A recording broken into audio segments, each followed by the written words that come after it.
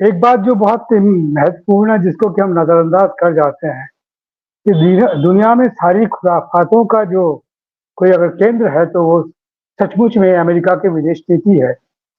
और अमेरिका और उसके बाद में सीटो नाटो के साथ में जो इनका संबंध रहा पूरी दुनिया तीसरी दुनिया को इन्होंने जिस तरीके से लगातार तरसाया है, परेशान किया है, शासन बदलने की कोशिशें की हैं, शासन को अपने मुताबिक बनाने के लिए चालें चली हैं। आप किसिंगर को देखिए, जॉनसन को देखिए, ये सारा और फिर ट्रम्प साहब को देख लीजिए लेटेस्ट। तो सिर्फ मेरा ख्याल है कि एक वक्त तो इनका मुकाबला करने के लिए सोवियत संघ था जो इन सब के साथ में कर सकता था। तो जो डेमोक्रेटिक कंट्रीज हैं जिसमें कि मैं हमारे देश को सबसे प्रमुख रखता हूँ और जिसके लिए पंडित जवाहरलाल नेहरू का नाम खास तौर से लिया जाता है, जो कि पूरी मानवता के लिए काम करना चाहते थे, गांधी को अपना आधार बना करके पूरी दुनिया के बेहतर डेवलपमेंट के लिए काम करना चाहते थे, एक दूसरे के साथ में सौहार्द से समन्वय और बाजार इस्तेमाल करना चाहते थे।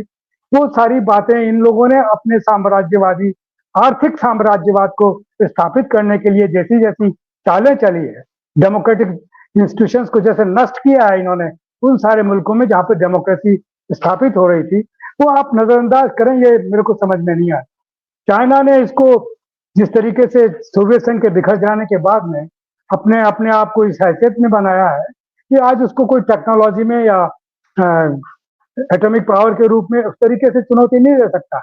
हाँ, कल भी वो संग्रीला डायलॉग जो सिंगापुर में हुआ उसमें ये रक्षा सचिव बोल रहे थे अमेरिका के कि चाइना मिलिटराइजेशन कर रहा है, चारों तरफ से ये कर रहा है और इस तरीके से पूरी दुनिया में अपना वो दबदबा जमाना चाहता है। आप क्या करना चाहते हैं? ये उनसे पूछा जाए कि आप क्या करना चाहते हैं। ट्रम्प साहब क्या कर रहे हैं? दाब धोस की विदेश नीतियां जो इस्तेमाल की है ट्रम्प साहब ने वो बड़ी खतरनाक है, और चूंकि उनके पास में सारी पावर है, इकोनॉमिक पावर है, टेक्नोलॉजी है, एटॉमिक पावर है, सब कुछ है, तो वो सब जगह अपने हिसाब से चलना चाहते हैं। इसराइल के माध्यम से क्या कर रहे हैं पूरे इधर मिडल ईस्ट के अंदर, सारा उसके अंदर गाजा में जिस तरीके से बर्बरता के साथ में लोगों को कत्ल किया, उसको कैसे भूल जाएंगे? कौन मदद कर रहा है उनकी? कौन उसके इसको इसराइल को अपने आगे बढ़ा करके और उसको प्रोटेक्ट करने का सिलसिला कर रहा है? ये सबसे बड़े दुश्मन है मानवता के, मैं ये कहना चाहता हूँ। क्योंकि ये देखिए, अमेरिकन पब्लिक बड़ी डेमोक्रेट है, वही ऐसी ऐसी बातों के खिलाफ अपनी आवाज उठाती है। उस पब्लिक के लिए कुछ नहीं, लेकिन जो शासन है उसका जो स्वरूप बना है वो बहुत अलग किस्म का है। हमारे साथ में जो होने जा रहा है तो दाब धोस की उससे नहीं हो सकता। ये कोई मुझे समझ में नहीं आया कि ये जो जल बंद कर देंगे और इससे ये कर देंगे, ये ऐसी ऐसी ऐसी बातें करने की क्या आवश्यकता है? संवाद के रास्ते से हम क्यों नहीं चले? हमारे साथ में आतंकवादियों से मुकाबला करने के लिए हम कर रहे हो, बहुत अच्छी बात, तो उसमें कोई शक नहीं कि उनको उनका यही जवाब होना चाहिए। लेकिन हमारी विदेश नीति की बुनियाद में नहीं बनना चाहिए कि हम भी दाब धोस के माध्यम से कुछ करें। हम संवाद के लिए हमेशा प्रिपेयर रहें साथ साथ में, लेकिन किसी से दबे नहीं। अपनी बात को कहने के लिए हम लोग जिस तरीके से आगे आते रहे हैं, पंडित नेहरू के जमाने में, मिसेस गांधी के जमाने में, राजीव गांधी के जमाने में, नरसिम्हा राव साहब के जमाने में, ये सब होता रहा है। लेकिन अभी जिस तरीके से हो रहा है इसमें बड़े बड़े बोल तो बोले जाते हैं, लेकिन जब कुछ होता है तो उसके बाद में सब कुछ जनता से छिपा के रखा जाता है, कुछ पता नहीं लगता।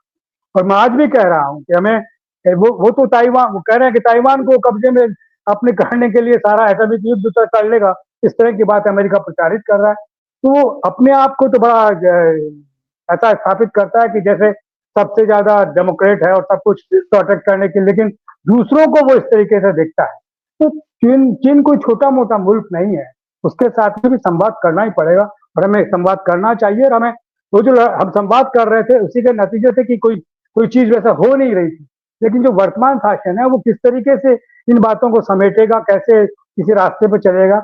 सतलज और अगर ब्रह्मपुत्र का ये जो पानी आता है उधर से तिब्बत के माध्यम से, अगर उसको रोकने का सिलसिला किया तो कितना खतरनाक काम होगा। और जो उसने वहां पर ऑलरेडी बांध बना करके और अपना तो वो जो इरिगेशन के माध्यम से जो बिजली बनाने का जो सिलसिला किया है वो बड़ा खतरनाक तरीका है। तो उन सब चीजों को संवाद के माध्यम से एक तरीके से उसके बगैर कोई बात करना, मुझे लगता है कि अपने आप में एक और युद्ध भड़काने जैसा सिलसिला है। वो रास्ता नहीं होना चाहिए, युद्ध वाला रास्ता नहीं, संवाद वाला रास्ता होना चाहिए जो हमारी विदेश नीति का मूल है। और उसके ऊपर कोई अगर कुछ होता है तो हमें अपनी पूरी ताकत के साथ में उसका जवाब देना चाहिए। जैसे कि अभी हमने पाकिस्तान वाले सिलसिले के अंदर आतंकवादियों के जो ऊपर जो किया है वो तारीफ काबिल है, लेकिन साथ साथ में उसके बाद में हमारा स्वरूप युद्ध उन्मादी नहीं होना चाहिए। हमारा स्वरूप डेमोक्रेटिक होना चाहिए और संवाद के लिए प्रस्तुत होना चाहिए, क्योंकि जिसमें ताकत होती है वो और जिसमें बल होता है उसको चीखने चिल्लाने की जरूरत नहीं है। वो संवाद की बात करेगा तो उसके साथ साथ सारी दुनिया जानेगी कि कहाँ ये हम लोगों के साथ में अन्य को आ रहे हैं और कि कैसे अपने आप को पाकिस्तान ऑलरेडी आपसे आपसे मात खा चुका है, 65 में खा चुका है, 71 में खा चुका है और अभी तो पिछले वाले उसमें तो उसकी हिम्मत नहीं है कि हमारे साथ में उस तरीके से मुकाबला कर सके। जब तक उसके पीछे चीन पहले पहले अमेरिका हुआ करता था, अब चीन होने का सिलसिला हो रहा है कि जब ये अपने अपने हिसाब से देख रहे हैं तो हमें भी अपने हिसाब से देखना चाहिए कि दुनिया के जो मुल्क हैं वो हमारे बारे में सोचे, हमारी तरह सोचे। तो हम जिस तरीके की परेशानी में फंसे हैं उस तरीके की परेशानी में दूसरे लोगों को फंसने ना दें और उन संवाद से रास्ता निकालें। मूल आधार संवाद होना चाहिए, युद्ध नहीं होना चाहिए। ये इधर ऐसा ऐसा कुछ लग रहा है जैसे